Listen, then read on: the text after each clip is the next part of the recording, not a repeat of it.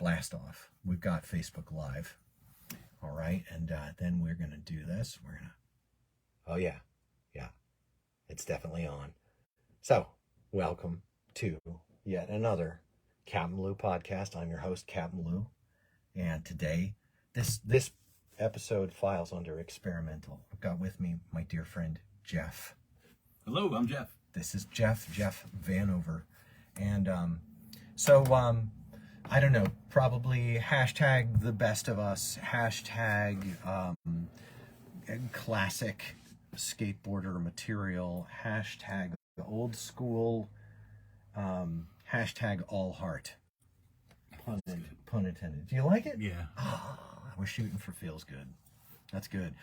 Also, big change on this episode. Like we say, change is always in the air here at CapmLew Corporate.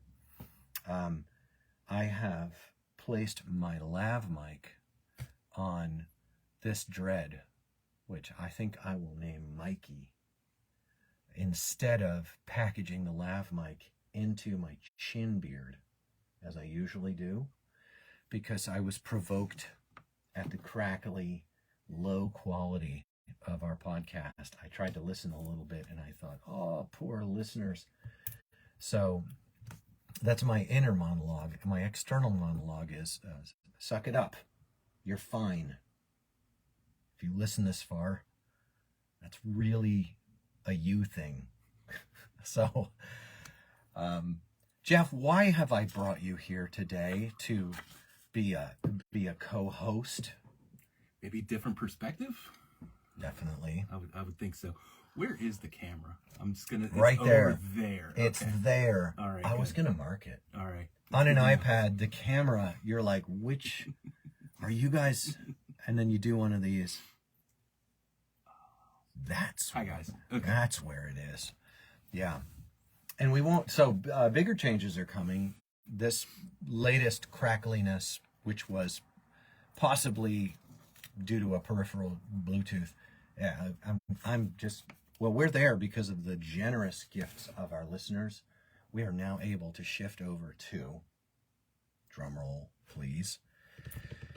We're going to shift to a GoPro with corded lavs. And if I can get the best deal possible, I'm also going to get 2 tabletop mics, one for that seat, one for this seat, so that we are mic'd in. The GoPro will be in this flexi mount that we have around here. I love the cheap flexi mounts you get. They're great. So we'll flexi mount the GoPro, have that going on. These new GoPros, have you seen them? No. They have a front-facing screen. Oh. They do.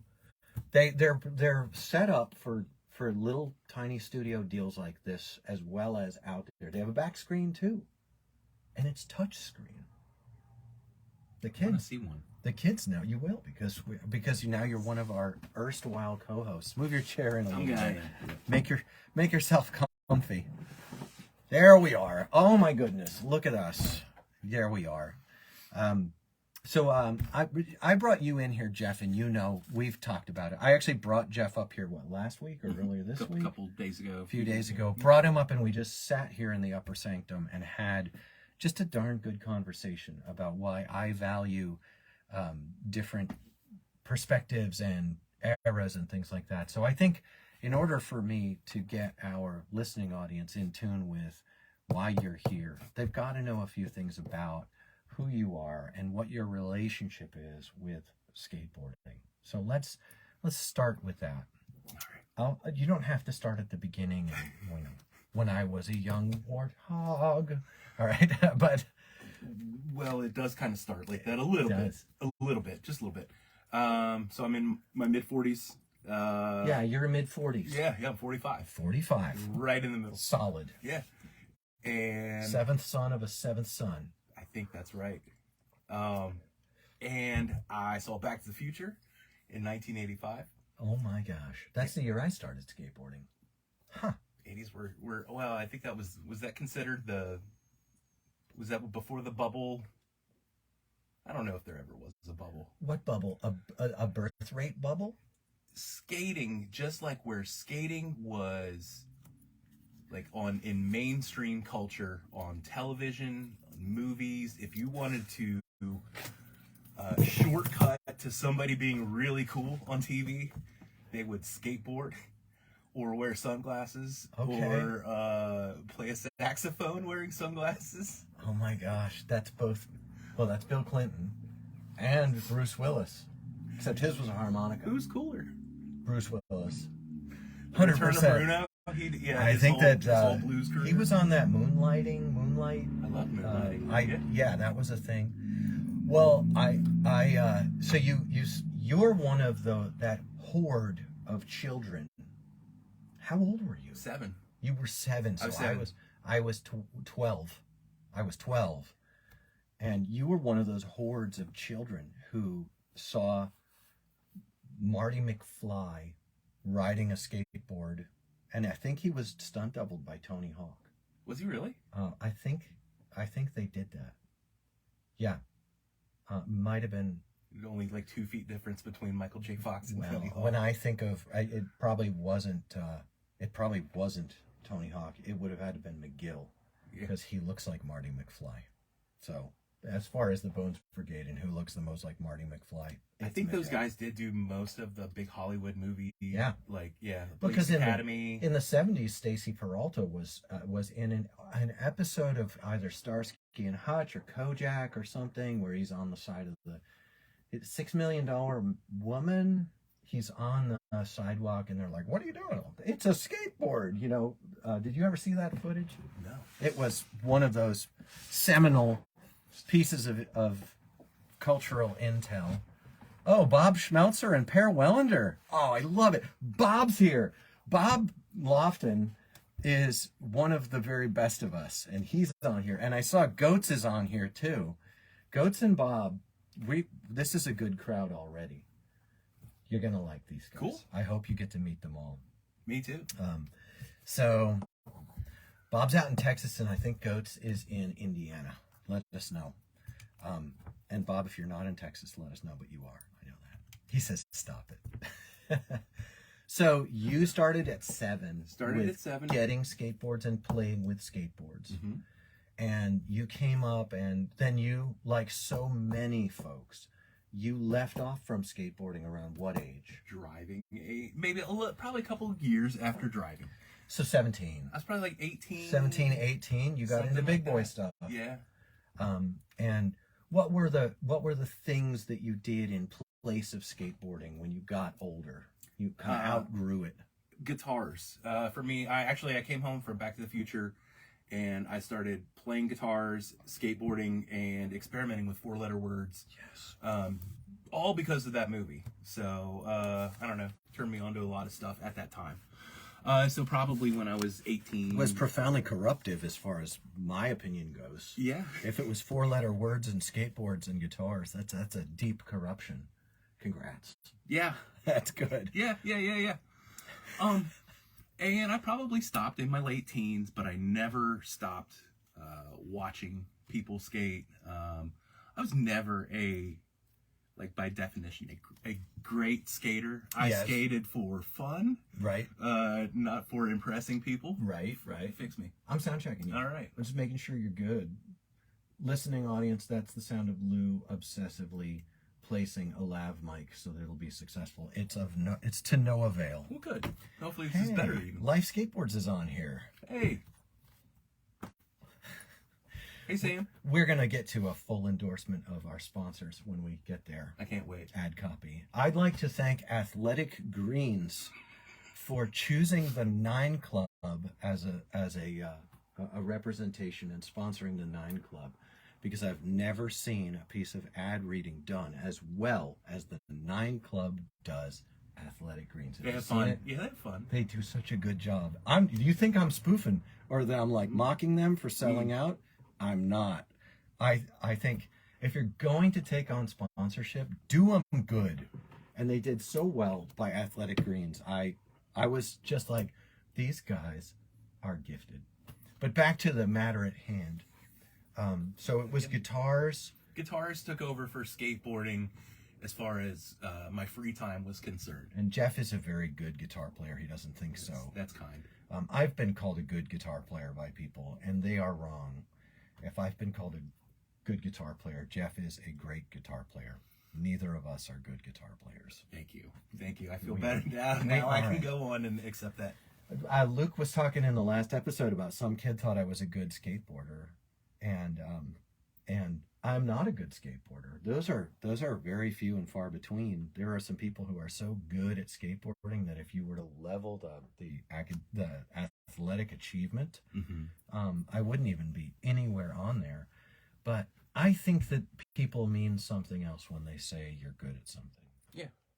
I do. And I like to dig into those kind of things. But so you didn't skate from like 18-ish until about a year and a half ago, maybe. Right now, friends, this is where I feel like the story really starts to hit crisp. Like that McDonald's Sprite. It really does. So you started up like a year ago again. Tell us all about it. So I had an unexpected heart event. It turns out I have a genetic predisposition called Marfan syndrome, which I have markers of Marfan syndrome. If you get on if you look at a piece of paper and a list of things that Marfan syndrome have to do with, they talk about tall, thin people with really long arms and legs. I'm none of those. But some things that can happen with Marfan syndrome is it's a connective tissue disorder, and it turns out that's what happened to me. And my aorta just one day decided to tear all the way around all the way around. Wait, the aorta is a major artery. The biggest, located near the heart. Oh boy, yes it is. I know that much. And it's an artery, so that's pumping blood. Arteries pump. They have muscles in them, and it's pumping with your heart. It's pumping blood to basically everywhere. Everywhere, yes. So that doesn't sound. And when you say it tore all the way around, what did blood come out of it? Yes. Apparently, blood was going out to my body in different places where it was not supposed to be going. There's something called lumens, which is where those are places where your blood is supposed to go. And I had a tear which created a false lumen, which more blood was being directed to a false lumen than a true lumen. Are you telling me that blood was just bagging up in I'm places that it sure wasn't supposed to be? All my doctors that love watching skateboard podcasts are losing their minds right now, going, no, that's not. But to my understanding, that is kind of what was going on. But now, just really quick, aortic tears. Yeah. Yours sounds like it was a big one. Very much so. I could hear it. It was a snap. It was a tearing snap. It was louder than anything that I could hear. Do you think people outside you could have heard it? I don't know. Bro, do it again. I want to hear it. Did you hear it? I don't think it worked because you're still pink. You're still pink. Yeah. So your blood is coming out into all of these areas of your body. Is it going into your, like, you know how you've got like the peritoneum around all of your visceral organs, and then up top above your diaphragm, there's another bag. I don't know what that's called, but it holds your lungs and your heart, and I think your stomach's in your peritoneum. It's down below your diaphragm. So was there blood there too? There was, because after my initial, so I was in the Because your aorta tore. I was in the hospital for a whole month. I was. The comments are gold. Oh boy! In medical terms, yes, bagging up. I was bagging up for sure, Bob. Bob Lofton also gave us the offering, suffering in Texas. Yes, he is in Texas, and he is suffering. You're suffering. Yeah. We are suffering. It's hot in Texas. I have a son there, and he is cooking. So I spent a month in the hospital. I I spent the first week and a half trying to remember really basic things because I was on a number of hardcore medications. Incredible. Yeah, so I mean, I had to relearn how to walk and some other thing at first. Did your brain lose oxygen?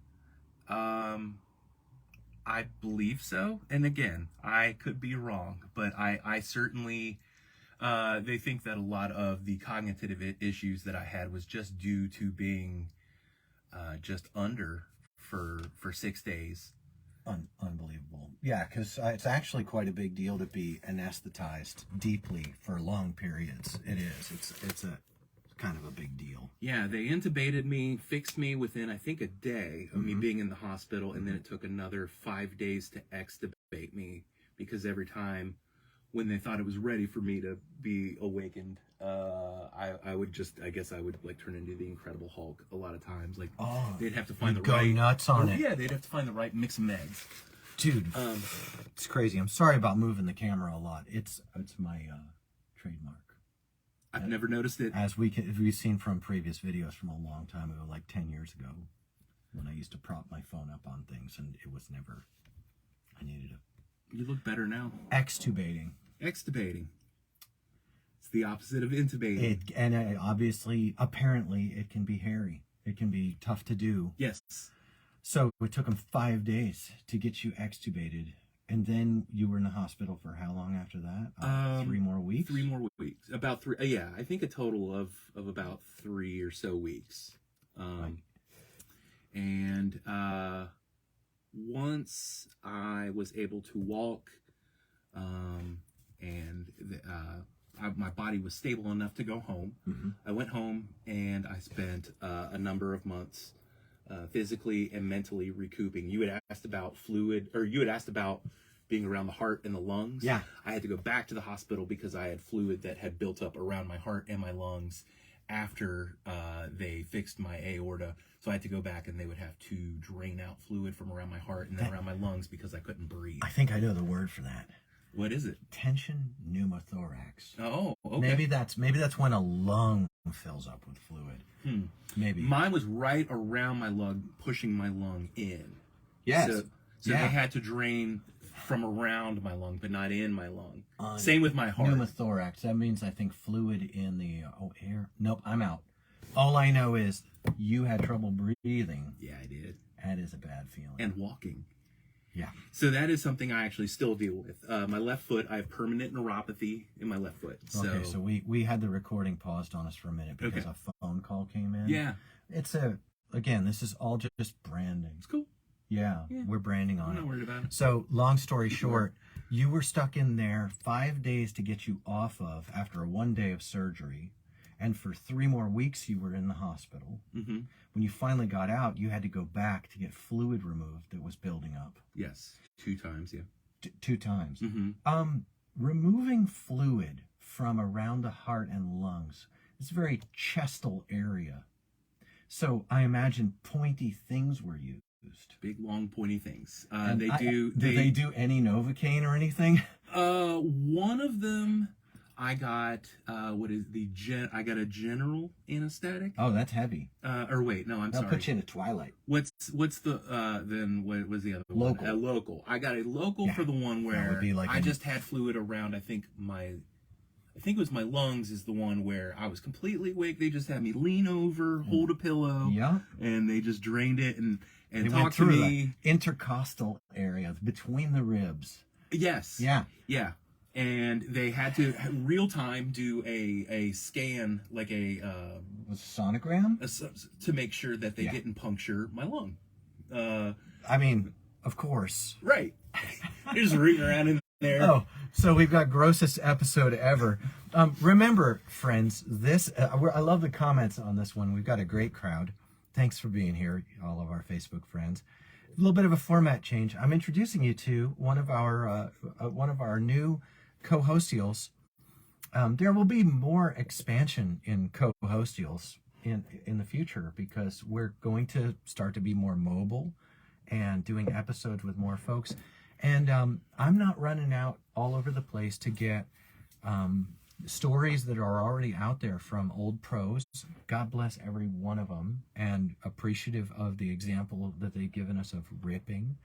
But I think that Jeff is the bee's knees for this, because so far his story entails being a little kid, seeing Back to the Future, admiring the daring do of Per Wellender subbing in as Marty McFly stunt crew, and then being a kid growing into a young man, skateboarding passes as a fancy.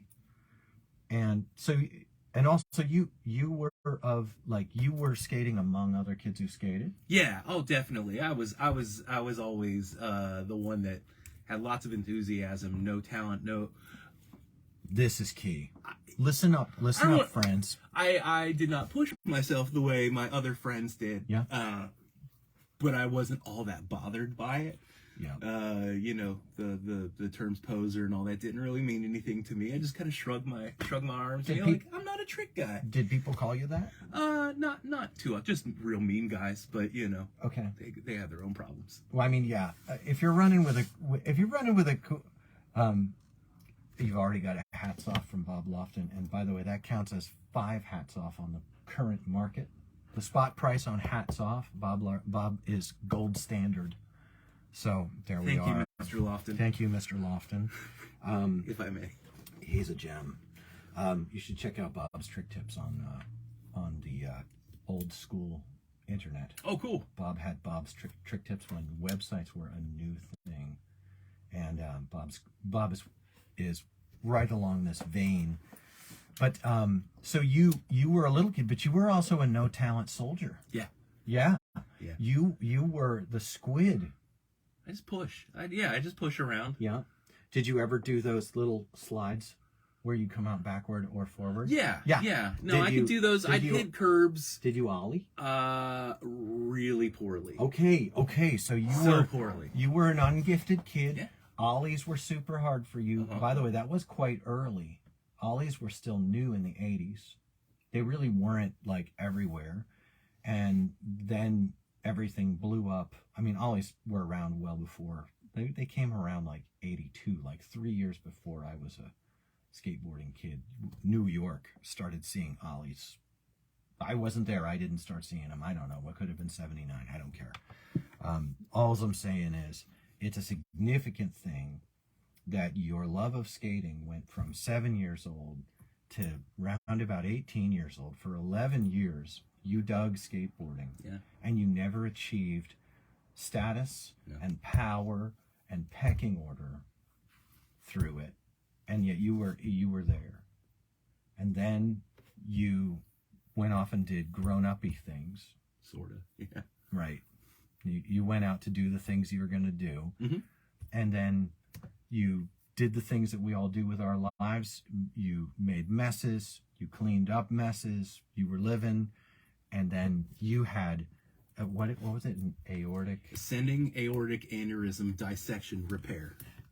Ascending aortic aneurysm dissection repair. A repair of the dissection of an aortic aneurysm. Aneurysm is when it has a bubble on it, like a bad tire, or just I think weakness? It can start that way, and then it can be a tear. Okay, so this is super bad, and a month or so afterward, you're still getting fluid drain out your Months back. After I got home, like I thought I was getting better, and then I would have to take a 5-minute walk outside of my house to get some exercise. Yes, and I would be so incredibly winded. Like things started to get a little better, and then they started getting worse, and that's when I went back and they figured out, oh, you've got fluid just like piling up in around your heart and your lungs. When they took out the fluid, and you were awake, did they have a clear tube that went into a clear bag that you could see? When they carted it off, it was in a clear bottle. Mm-hmm. Yeah. It kind what color was it? It was kind of like a cherry cola. Ooh, that's dark. It was dark, but it was blood. Yeah, but like fresh, like it had real cherry syrup in it, like it, you know. Oh, so it was red. It was red, but it also had some foam on the top. Maybe that's why I'm thinking cherry Coke. Well, I mean, we're gonna have to get a cherry Coke later. But Yeah. See, he's okay. I am okay. He's okay. All rightish. You really are. So there you go. You're in this recovery period, which is protracted, Yeah. and you're experiencing setbacks. And where does skateboarding intersect with this? I spent some time healing, and I was talking to my my cardiologist, and we were talking about me wanting to get. I've never been I've never been a sports guy. Yes. Never. Oh, you need your mic. So, he took off his sweatshirt. Oh, and it had his mic on it. this is All of my mic management, completely out the window. This is one of the things I love about this season of doing the CapmLew podcast. And make sure your light is green while you're at it. yeah. It's 'Cause still, you just never know. All of these this is the little stuff, the production quality and things like that. Like I noticed it because I was looking at the lines on the thing. I'm loving learning how to do this because, Jeff, a story like yours, by the way, I'm sure mine picked it up enough for the listeners to Are we know. good, Bob? Well, Bob won't know because Bob's mic is somewhere in this device. And soon I'm going to have that GoPro because of Jeff, athletic greens might help you with those symptoms. They might have, this whole thing could have been avoided if athletic greens, I need to get an athletic greens box and put it back there. Bob says it sounds okay. And that's true. All right. Because the iPad, all of our YouTube is on iPad sound. That's right. But this new thing, I'm sad because we have enough to buy the GoPro, and we can cast from the GoPro, which is cool. But we don't have enough for a laptop to download the GoPro footage and then take that to YouTube. Yeah. We don't have enough for that yet. And I'm super content, grateful to be here with everybody. But we digress. Yeah. as I usual. digress so much. Well, digression is progression, my friend. Far out. So you went twice to get fluid removed, and then did it stop building up? Yeah. Stop building. Nice. Yeah. Yeah. Where was it coming from? My heart, I guess. I think it was just blood that was pumping out of my heart, and again, my body created false lumens. I have part of my heart that they still need to fix, my aorta. They fixed my ascending aorta. They Yes. fixed all the stuff that pumps blood this way, like to Yes. my brain and to my arms and things. So the brain is online. But they fixed that part of the tear, but there's a tear that goes down this way that is still. I go to the Cleveland Clinic every year, and they scan me and they make sure that my tear is not moving. I am safe, but I have a list of things I'm not allowed to do. I'm not supposed to lift over 45 pounds. So, I mean, there's a bunch of stuff I'm not supposed to do. So it scared me to death when I found out all this. Life hack. Yeah. Fiber. I don't want to get too personal, but my doctors are on it. Like Yeah. they know all that stuff. There's no straining at all that my doctors want me to do in any part of my life. Yeah. Thanks. Yeah. I'll tell you what, the whole thing is, and so you're Talk to my cardiologist. You're super diminished after this is all over. I'm worse off than I was before, which Yeah. was not great to begin with, Right. but definitely worse. And I had seen my cardiologist regularly, and I'm talking to him. He's a young guy. I love him. And saying, I need to find something to get out. Like, I'm so unmotivated. I'm tired anyway. Another phone call. The thing about the phone calls Yeah, is they stop I see. the podcast. Yeah. So we're going to have to, Bob Lofton knows my heart, because the entire time we've been talking, I've been thinking, and I feel it's pretty rational. I've been thinking, I think I could fix that. If I had to in a parking lot or on the dinner table, like knock everything off the dinner table and like put the guy up there. I think I could. They did it arthroscopically, didn't they? to fix your heart, or did they straight up? Oh, they cavemaned you. Yeah. They cavemaned your chest. Yeah, they sawed me and then they super glued me. Then I definitely could do it. Yeah. Gracious. All right. Well, what our listening audience doesn't know is that we are now rejoining them after another phone call came in. And when phone calls come in, that's another thing that's going to be nice about the GoPro, is that we can take phone calls on the air without interrupting the cast. Because both the video and audio product will be the same device. Wow. I'm drunk with technological power. I'm basically Steve Jobs right now. Anyway, so you were greatly diminished after all this happened, and you said your health had never been super great before. No. You were the chubby kid with low talent. Yeah. And then you went off and did music-y things. I just became the fat adult with no skateboard talent, but solid guitar chops. Thank you. But I always loved watching people skate. Never went away. I'd be the weird guy that pull over and watch people skate just because, I'd see a spot. I'm like, that would be a good spot to skate. Yeah. So that never totally went away.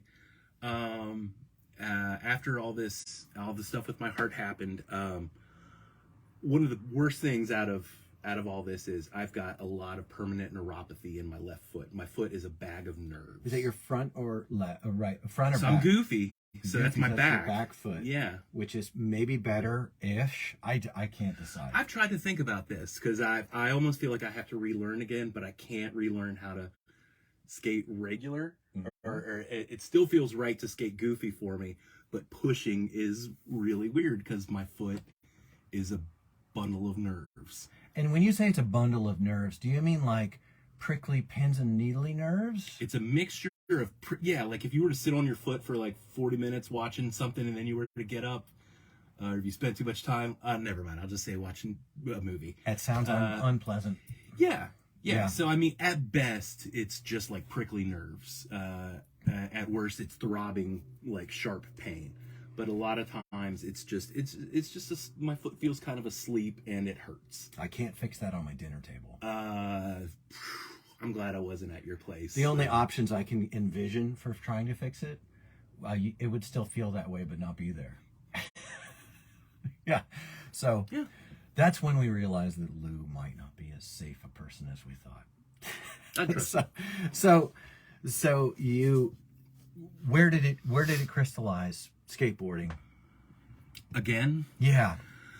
I have always missed skating. I have always said to myself when I've thought about skating, well, that would be hilarious if I started skating, because I would immediately, I'd break my wrist. I wouldn't be able to play guitar. I would have to explain to everybody when I hurt myself, how I did it and all that. And then I just realized I'm not doing anything anymore. And skating was the most fun I ever had. Like, it was the only thing in my life that ever, like, hey, go out and do that. Like, that's fun. That's fun. And so I started talking to my cardiologist about it, and he very carefully, he's like, so you say you weren't very good? I'm like, I wasn't. I didn't fall, but I also like chicken. I don't like try to do anything. He's like, great. Chicken. I don't try to do anything. This is my guy. I know I don't mean that in so much of a deprecating way. Like, I mean, it's self-deprecating. Like, I know. No, I get it. Like, I'm not like cool. I'm well known for, like, take it down a notch. Yeah. That's like my heart. My heart for so many older skaters is, hey, buddy, take it down a notch. You're all right, man. You were all right before you started riding today. And if you don't feel like you were all right, crack a Bible. I'm just saying, like, dig in, get down there. Come on, but the fact is, like, you were loved and you were valued and you are important before you accomplish or attempt feats of daring do. And so you have a relationship with skateboarding, by my observation, that has two trajectories. One of them is riding the things, and it's fraught with difficulties for you. You've got this prickly, numb foot, plus a history. You're coming into the riding of skateboards from a a disability. Yeah. I mean, basically, your physical capabilities took a major hit, and then you said, I need to ride skateboards. Mm-hmm. Okay. But on the other side, and I'm just going to file this under the topic gear. Yeah. Your the degree of skate nerd that I see in you inspires me. It inspires me to appreciate more actively. You're not crying. It's just hot in here. It's super hot in here. Didn't want to do that on camera the whole time. Really? Oh, I love you, brother. I'm seeing it, and it's inspiring me to enjoy the nerdy stuff. Yeah. I went to Craft Skate Shop today because you enjoyed Craft Skate Shop. Yeah. And I ordered a set of wheels. I ordered some of those Powell Dragon 93A that still slide. He even let me take his board. He's riding those. So I ordered some 58s. And then he shows me that Bones, same factory, Skate One, same. I think we all know how much I love George Powell. I really do. Yeah. How much I appreciate George Powell. Did you see the downhills that he had? You know what? Is that my cutting you off? I'm sorry. No, that you're not. Okay. No. I have not. Okay. And I am very interested in that, although I will never need George Powell to be a skateboarder. I will never need George Powell to achieve legitimacy through riding skateboards. And I almost would prefer it if he was just an engineer who serves value to skateboardings. And to skateboardings, I like it. I'm going to keep using that. That's just straight up it. You know, like, so the practice of skateboarding is fraught with difficulty for you. And you and I went skating one time, and I loved it. And we were just talking about pushing. Yeah. We were just talking about pushing and steering, and whether to Mongo, or to goofy push, or to skate regular. And it was good for me. And then we got down in the bowl, and it was a little bowl, and we got down in there and just started talking about cutting low on the transition and riding around and carving a low carve in the bottom of the transition, and how that's what it's built out of. And I'm looking forward to just doing more of that, you know, and I feel secure that you're not going to go get broke off, like that, you know where you're at, you know. But if I were to plan a skate trip right now in a van, I would take Vanover with us. It's in your name. Yeah. I didn't take the van over to wherever. It was right there. So, talking about the decision, you're talking to your my cardiologist, and he signs off. Yeah, I like him. My cardiologist is super cool. He's probably younger than me, which is also that's a weird point in your life when your doctors start getting younger than you. Yes. And I'm actually kind of thrilled about it. Like, I'm glad that, like, it's probably a guy that's, like, I don't know, he knows about the newest stuff. Yes. He'll be new school. Yeah. So my cardiologist gave me the okay. He's like, yeah, definitely tear it up. He said, just use common sense and wear. Not your descending aorta. No. Right. No. He said, your ascending aorta, though. That's good. Tear it up. I bet your ascending aorta is better than new now. Did they use stitches? They used stitches, and they also used a fabric Dacron. Dacron. Are you familiar with Dacron? I am the owner of 3 hernia repairs. Oh. Yes, I had congenital hernia weaknesses for my whole life, and then when I was 40, I can't remember, 2014, 40, 30. Anyway, so I was born in 73. That makes me 40. I took a slam, and the boys hurt. Yeah. And then I landed a big ollie, and the boys hurt the next day. And then I landed a little ollie, and the boys hurt. And then about 4 days in, the boys just hurt. I had no lumps, no protrusions. The boys just hurt. And if I held still, they didn't. Then you can't live like that. So I went and got 2 at the same time, 4-inch wide, just that far, like an inch apart or less. And they went in there, and old school stitched he called it a sport repair. So it was he's like karate, skateboarding. This needs to be, and he stitched it into the fascia of my pelvis. I don't know if it's the same type but I got mesh. You got mesh. Mm-hmm. I'm sure there's grounds for some form of brotherhood here that we could get a whole lot of money out of some way. We need to start a cult. And then after that, which is pretty normal, my belly button popped. Not bad, no big deal. They went in and they meshed my belly button too. So the belly button one was easy, and that was actually really tricky because I was going through some things, and I was having some lifetime problems. And when they did my belly, they gave me these very low dose opioids. Mm-hmm. And I saw immediately that as soon as I took one, I didn't feel all that weight. And that was when I realized, that's how it happens. You're grinding a heavy, high cortisol, condition. You're strained, you're stressed, you don't have peace. And then these little pills come, and you just swallow one, and you're fine, and you can function now. That really, really freaked me out. And it made me have you can say a degree of real compassion around that. Heart goes out. But in terms of your journey, so you started to nerd out solidly. I had a lot of time. That's the other thing. Yeah, I had so much time recouping, and a lot of my nerdy OCD, whatever it is, tendencies that I have towards guitar.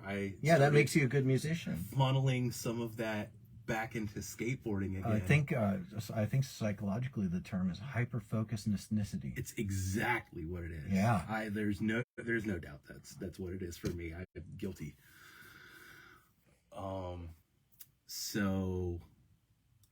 And again, it's like what you said also, once you get you have a major surgery like that, sometimes there is, I was told, a lot of doctors were saying, hey, keep an eye on your brain. They would say, there is a lot of depression that is associated with a lot of major anesthesia. Yes. Anesthesia can cause a big, huge amount of, I want to keep using the term postpartum, but it's post-operative. Absolutely. Post-operative depression is a big deal. Did you have that? And I did. Okay. I absolutely did. And I think at first I didn't realize what was going on because they tell you to watch out for it. But the thing about it is when you get depression, you can't watch out for nothing anymore. No. Yeah. No, but luckily I've got, the best family, the best partner. Praise God. There's so many things that could have gone differently. I'm not going to get caught up in all that. Dude, it's good though. The gratitude wash off of that I'm catching. As a guy over here. It's easy to do it right this second. There are plenty of days I still am not happy, but there are plenty of days where I'm like, that's right. Every doctor that came, to this day that looks at my chart is like, woo, you're sure lucky to be alive, buddy. Yeah, how many people even live through an ascending aortic aneurysm dissection repair? The dissection itself, that means for something that's 1 to become 2. Mm-hmm. Nobody survives that. It's around, I think the mortality rate, it's something around 90-ish, 9 out of 10 people. Because what we're talking about, and just one more time, is the hose out of your heart just broke. in a real layman's term, as far as I'm aware, I think that's, yes. It probably had some connective material that was still there, but it was like it blew out. What you were saying was right. It usually, an aneurysm starts sometimes as like almost like a tire that gets like a knot. It operates a lot like a tire, because when a tire has an aneurysm, it has that weakness in it. Yeah. And then it has a blowout. And that's what happened, and more blood was going to the tears, yeah, instead of where it was supposed to be going. No, I just think that the condition itself, we are simultaneously much more fragile and much more durable than we think. We can go through. So true. We can go through things that are devastating and make it through in that kind of Jocko Willink, who's the other guy? Goggins. We think we're tapped out, and we've only gone 60%, 20%, but at the same time, we're made of fragile stuff. And I can't help but wonder sometimes whether it is actually the sovereign will of the Creator that keeps us together until the time we go. You all know that I've settled into that quite comfortably. But so I wanted to introduce you in this erstwhile, episode here. I don't know how long. We've gone 43 minutes, so it's not a mini. I was willing to give 20 up to this, just to introduce Jeff. But I want to, as we expand format and have the capacity, what you'll see, dear watchers and listeners, for those of you who are on Facebook or YouTube, you're going to get to see us using the iPad, which comes through marvelously on video. It doesn't blink. Mm-hmm. We're going to watch clips and talk about them. Real time? Oh, yeah. That's awesome. Jeff and Luke both are outstanding clip watchers. And we're going to nerd out, because Jeff sent me, I wanted to give this love out to the world today. Jeff sent me a Roger Bagley. Last episode, we mentioned, we were looking at Wikipedia or something. Luke had pulled up Roger Bagley, because we were kind of, who's in the Nine Club? What is a Nine Club? What are we dealing with? They had done that, what makes a skateboarder clip, which is a valuable, it's valuable not for skateboarding, but it's valuable for us as humans to ask questions like that and talk about inclusion and set models and things like that. Yes, we do a little sociology here on the podcast with old CapmLew, but I'm looking forward to having Jeff on many times, and to have Jeff and Luke on. I think that we'll be able to pull. I don't know how to do 3 people in the room, but we're doing Scoot it. it back, or... We're doing it. Well, I think what we'll wind up buying is one of those. I don't know if they're called. It's like one of them recording machines with multiple channels on it. They got the 2 little mics that are like a Zoom H4n.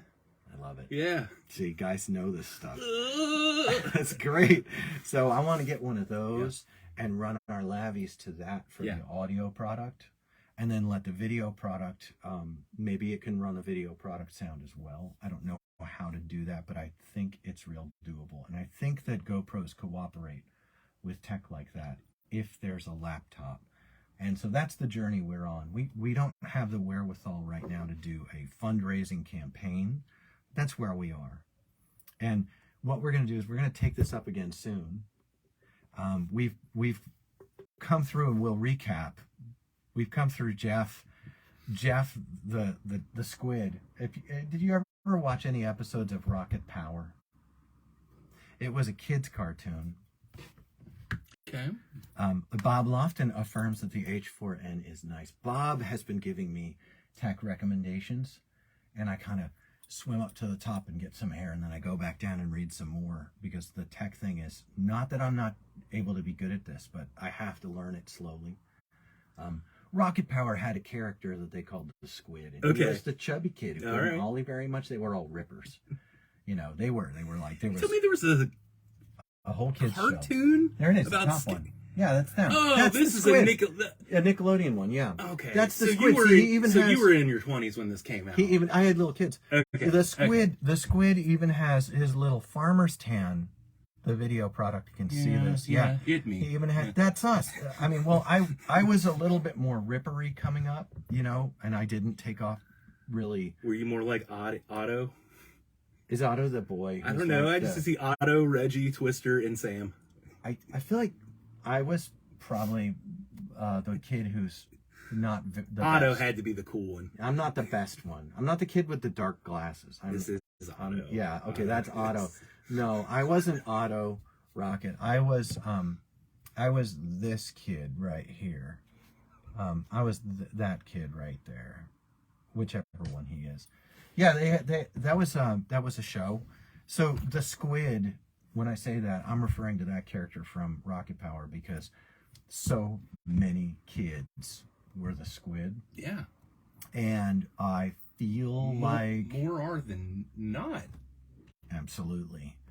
And a lot of the kids who occupied the seat of the untalented in my growing up, they bought the clothes and the stuff if they had the means.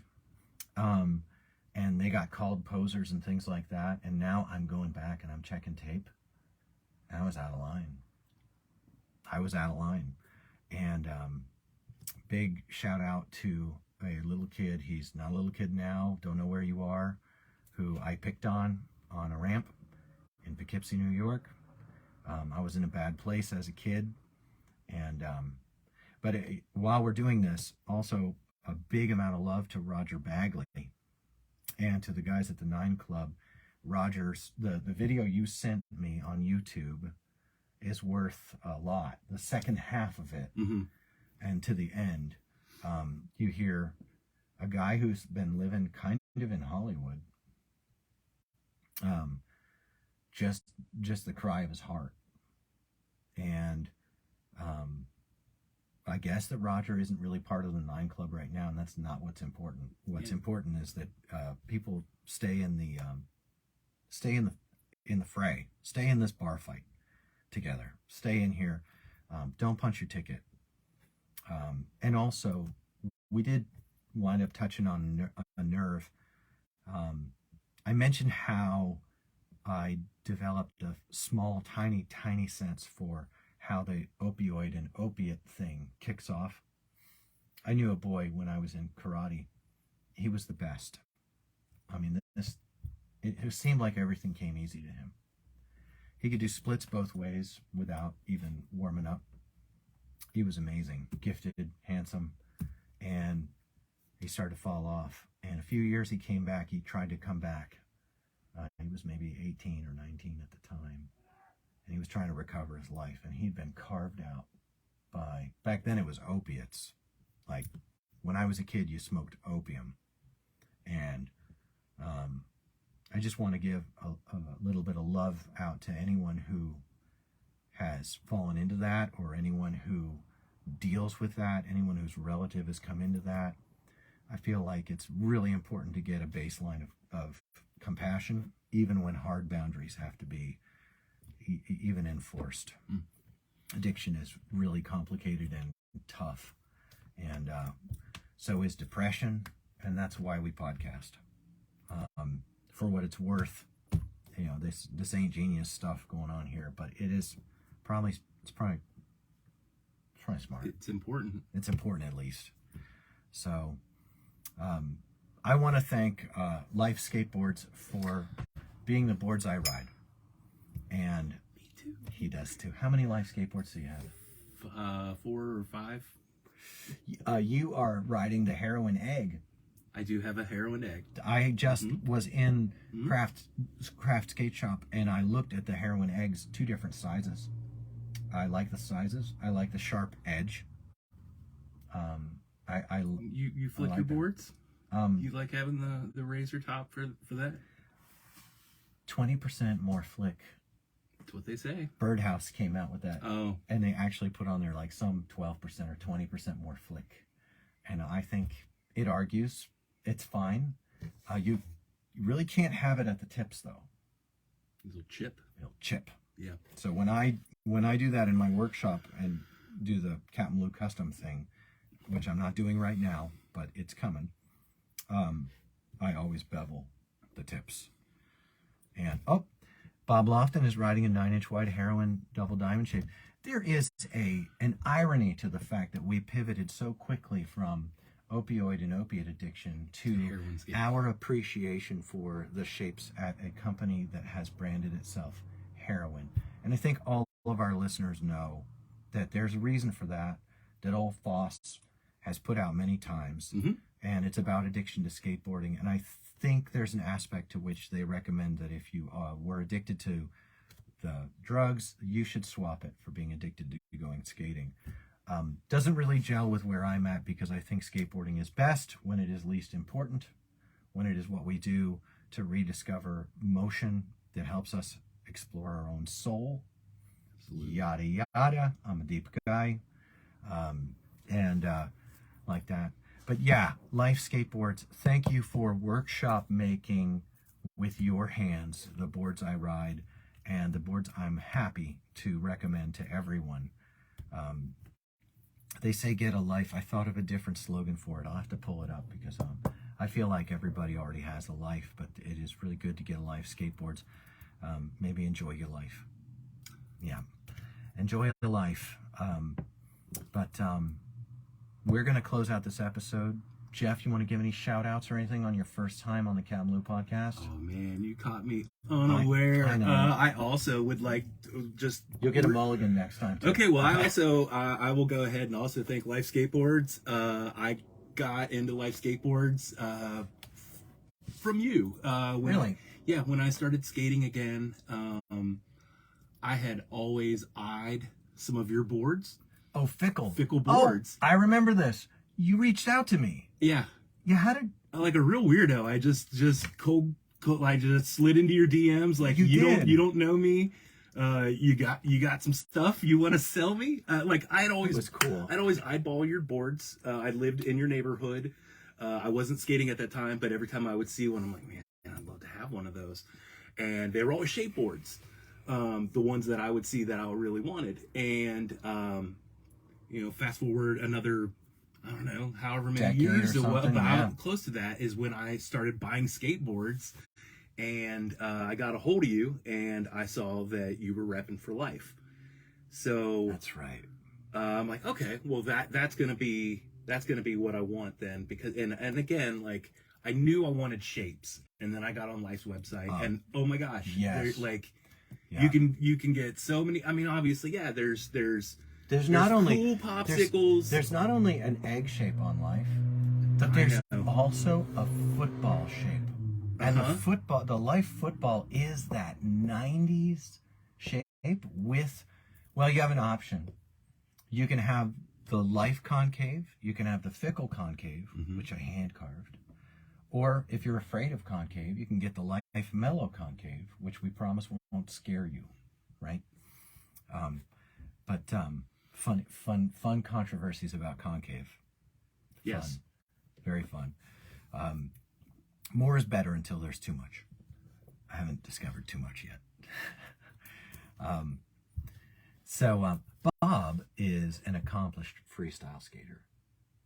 He'll take issue with accomplished, and he is giving review material in the comments on Facebook. Always a joy. I'll have to check that out. And Bob, I have a Mandy board as well. I don't know which one you have, but I also have a heroin Mandy. I've got the I've got a double shovel that's I think 9, maybe 9.5.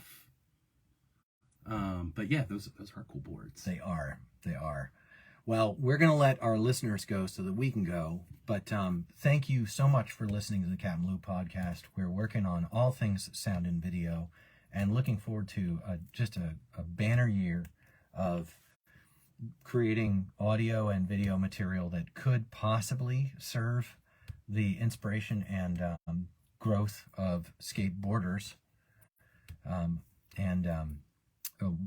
will be great once they finally determine what makes a skateboarder a skateboarder. Until then, we will just have to be them anyway. So thanks for what it's worth. CapmLew signing out. Jeff, signing out. Right on. Okay, that's the audio product. All right. Product. I keep calling it that. That's so funny. I love how, and you know how kids say, like, I love how, and then they say something they hate? Mm-hmm. I don't do that. I don't do that. Like, I love how you said this, blah, blah, blah, and it's something that they hate that you said. I actually really am enjoying the concept of, like, the Facebook has a little bit more or less on it than the audio. Mm-hmm. Usually we run a little bit over on Facebook and talk about, like, little afterglow, and it was amazing to see Patrick Paratori, Bob Lofton, Ghost Rector in here, Sam Cook. Like, usually we just have like one or two people on it, and so grateful for all the people who donate to us and help us do that. We right now do our fundraising. Luke knows. I think you subscribe to our Podbean account, and then you pick a dollar amount, and it just embezzles it silently from your bank account every month or something. I don't know. But so if the price of a cup of coffee a day, that's a lot of money now. I mean, especially if it's like my quad shot Americano. Goodness gracious, of $3.50. You know what? In all seriousness, it's okay with me if you support us at the cost of a cup of coffee per day.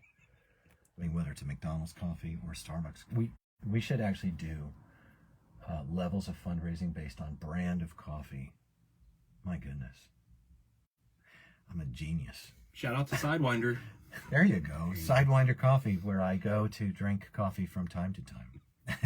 That's right. All right, we're out of here. Thanks, guys, for what it's worth. If you watched this long, it's your fault.